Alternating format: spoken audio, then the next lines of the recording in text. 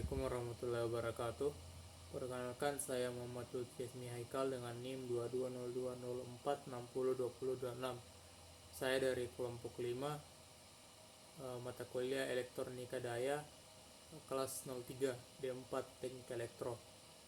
Jadi pada kesempatan kali ini saya akan mempresentasikan materi mengenai aplikasi elektronika daya dari kelompok saya, yaitu kelompok 5. Jadi sebelum kita masuk ke materi, kita masuk dulu di pendahuluan. Elektronika daya adalah cabang ilmu yang menyelidiki dan menganalisis aplikasi elektronika yang terhubung ke perangkat listrik berdaya tinggi. Berbagai peralatan dan penggunaan dunia nyata di industri yang menggunakan sumber energi berkapasitas tinggi seperti motor listrik, pemanas, pendingin, fan, kompresor, pompa, dan lain-lain. Materi ini akan membahas mengenai aplikasi praktis dari elektronika daya, seperti penerapannya pada sistem tenaga, pada distribusi daya, pada peralatan rumah tangga, kendaraan listrik, dan juga industri. Baik, jadi ini adalah daftar materi yang akan dibahas pada kesempatan kali ini. Yang pertama adalah aplikasi elektronika daya di bidang sistem tenaga terbarukan.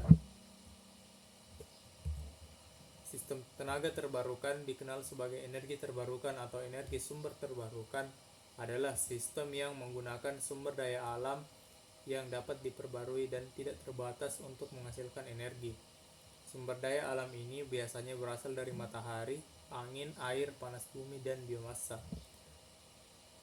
Karakteristik kunci dari sistem tenaga terbarukan adalah bahwa sumber sistem daya ini dapat diperbarui secara alami dan tidak menghabiskan sumber daya alam yang terbatas. Nah, mengapa aplikasi elektronika daya ini penting di bidang sistem tenaga terbarukan? Ada beberapa hal. Yang pertama ada namanya konversi energi. Maksudnya adalah sumber energi terbarukan seperti sumber daya dan angin menghasilkan arus listrik searah atau arus DC. Tetapi kebanyakan peralatan rumah tangga dan bisnis menggunakan arus listrik bolak-balik atau listrik AC. Kemudian di bidang efisiensi energi, elektronika daya dapat membantu meningkatkan efisiensi dalam konversi energi. Nah, artinya bahwa lebih sedikit energi yang terbuang selama proses konversi, sehingga lebih banyak energi terbarukan yang dapat dimanfaatkan. Kemudian stabilisasi dan kendali. Sistem tenaga terbarukan sering mengalami fluktuasi dalam produksi energi seperti perubahan intensitas matahari atau kecepatan angin. Elektronika daya digunakan untuk mengontrol dan mengatur aliran energi, menjaga stabilitas jaringan listrik, dan mengelola penyimpanan energi. Kemudian integrasi jaringan listrik. Sistem tenaga terbarukan harus terhubung ke jaringan listrik utama untuk mendistribusikan energi ke pengguna akhir. Elektronika daya digunakan untuk menghubungkan sistem ini dengan jaringan listrik dan memastikan kualitas energi yang dihasilkan sesuai dengan standar.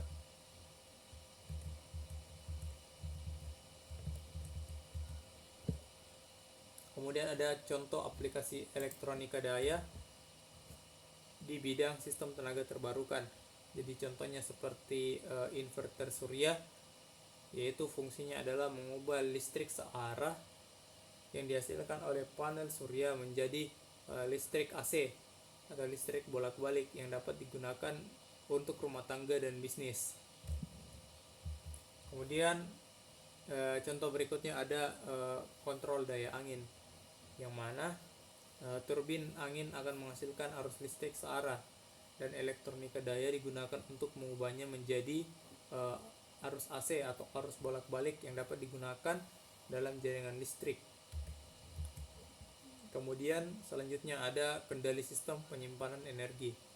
Sistem penyimpanan energi seperti baterai lithium ion digunakan untuk menyimpan energi dari sumber tenaga terbarukan, misalnya seperti panel surya atau turbin angin, dan melepaskannya saat diperlukan.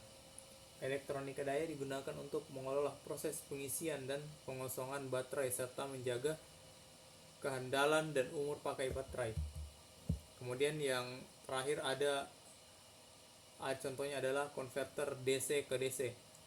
Konverter daya DC ke DC digunakan untuk mengubah tegangan dan arus listrik pada sistem tenaga terbarukan. Ini berguna untuk mengoptimalkan transmisi daya, meningkatkan efisiensi, dan memastikan ketersediaan daya yang stabil. Kemudian yang kedua, aplikasi elektronika daya di bidang kendaraan listrik.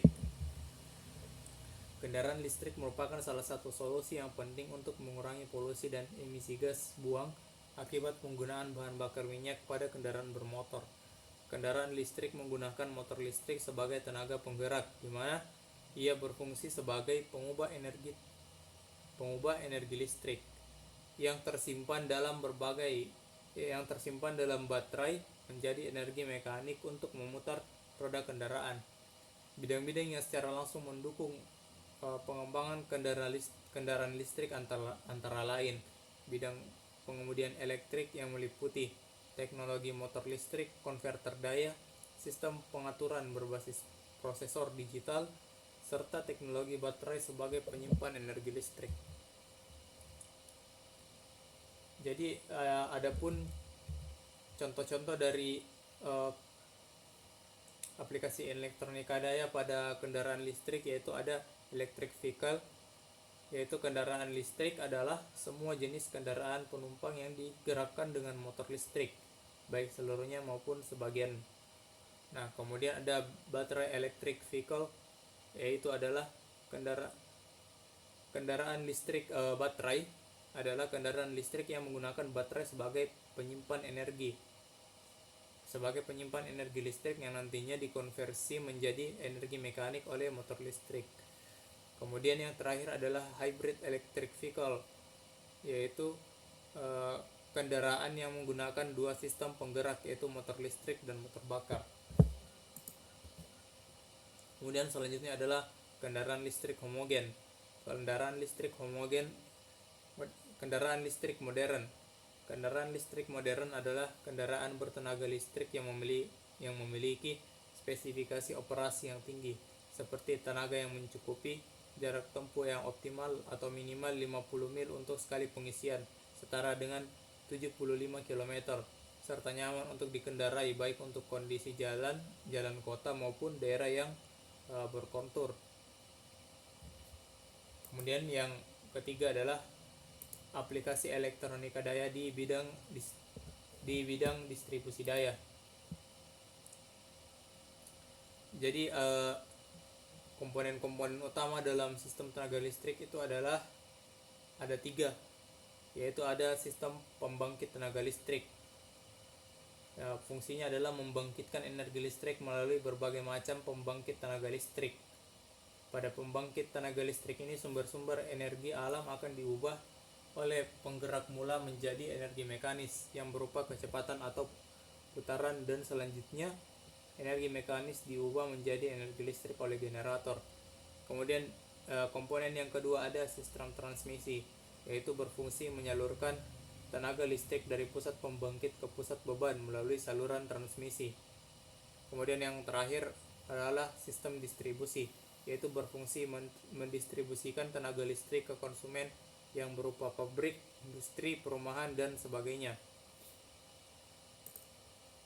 Jadi ini adalah gambar dari komponen utama dari sistem tenaga listrik, yang mana mencakup sistem pembangkit, sistem transmisi, dan juga sistem distribusi. Kemudian ini adalah contoh-contoh aplikasinya. Yang pertama ada transformator daya yang digunakan untuk mengubah tegangan dan arus dalam jaringan distribusi, baik untuk menaikkan tegangan maupun menurunkan tegangan. Kemudian ada kapasitor. Kapasitor digunakan untuk meningkatkan faktor daya sistem dengan mengompensasi daya reaktif dan memperbaiki kualitas energi dalam jaringan distribusi. Kemudian ada regulator. Regulator digunakan untuk menjaga tegangan listrik pada level yang diinginkan dalam jaringan distribusi. Kemudian ada surge protector, yang mana fungsinya adalah digunakan untuk melindungi peralatan elektronik dan sistem distribusi dari lonjakan tegangan yang disebabkan oleh petir atau gangguan lainnya. Kemudian ada inverter. Inverter itu mengubah arus DC atau arus searah menjadi arus AC atau arus bolak-balik, dan juga digunakan dalam aplikasi seperti konversi energi dari panel surya atau baterai DC ke AC untuk digunakan dalam jaringan distribusi. Kemudian yang terakhir ada thyristor atau SCR dan triad. Jadi fungsinya adalah digunakan dalam aplikasi pengendalian daya seperti pengaturan kecepatan motor atau dalam rangkaian dimmer untuk lampu.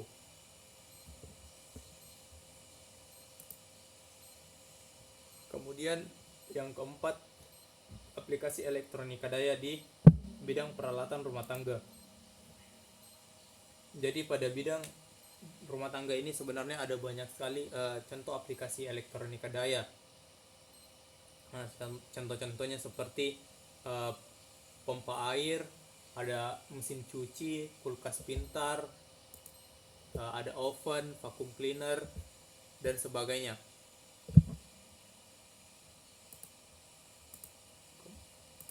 Kemudian mengapa sih elektronika daya penting di bidang peralatan rumah tangga? Yang pertama karena efisiensi energi. Elektronika daya membantu peralatan rumah tangga dalam menjadi lebih efisien dalam penggunaan energi, mengurangi konsumsi listrik dan biaya energi listrik bagi konsumen. Kemudian ada pengurangan biaya energi, karena peralatan rumah tangga yang menggunakan elektronika daya lebih efisien, konsumen dapat menghemat uang pada tagihan mereka. Kemudian yang ketiga ada kenyamanan pengguna.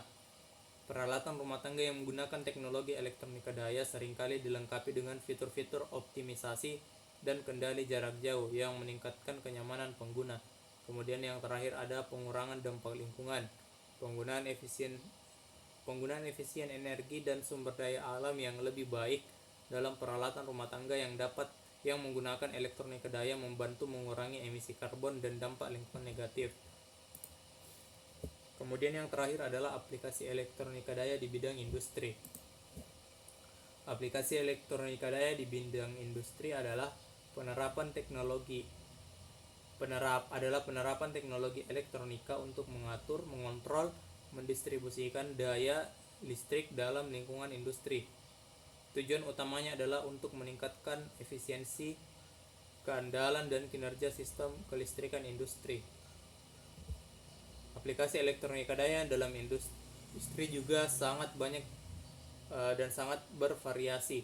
Di antaranya itu konversi listrik AC ke DC menggunakan rangkaian MOSFET atau menggunakan rangkaian cycloconverter dengan dioda, pengaturan dimmer, dan masih banyak lainnya. Nah, ini adalah contoh-contoh dari aplikasi elektronika daya di bidang industri.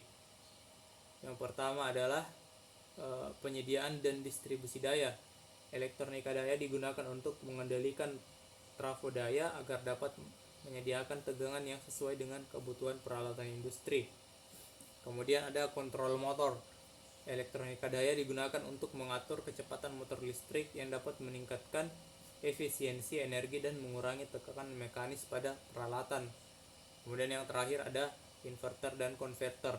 Digunakan untuk mengatur dan mengontrol motor 3 fasa dengan efisiensi tinggi, mengubah tegangan DC menjadi AC yang dapat diatur frekuensinya.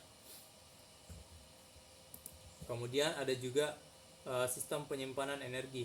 Elektronika daya digunakan dalam sistem penyimpanan energi seperti baterai lithium ion atau ultrakapasitor untuk mengelola penyimpanan dan pelepasan energi secara efisien. Selanjutnya ada penyediaan daya berkualitas tinggi. Power factor correction digunakan untuk meningkatkan faktor daya dan menghindari pembayaran biaya berlebih untuk daya reaktif dalam industri. Kemudian yang terakhir ada pengendalian temperatur dan kelembapan. Elektronika daya digunakan untuk mengendalikan elemen pemanas, pengkondisi udara, dan peralatan lainnya dalam proses industri yang memerlukan kontrol suhu dan kelembapan yang ketat. Nah, itulah presentasi mengenai aplikasi elektronika daya dalam berbagai dalam berbagai kehidupan atau bidang. Dari saya kelompok 5. Terima kasih. Assalamualaikum warahmatullahi wabarakatuh.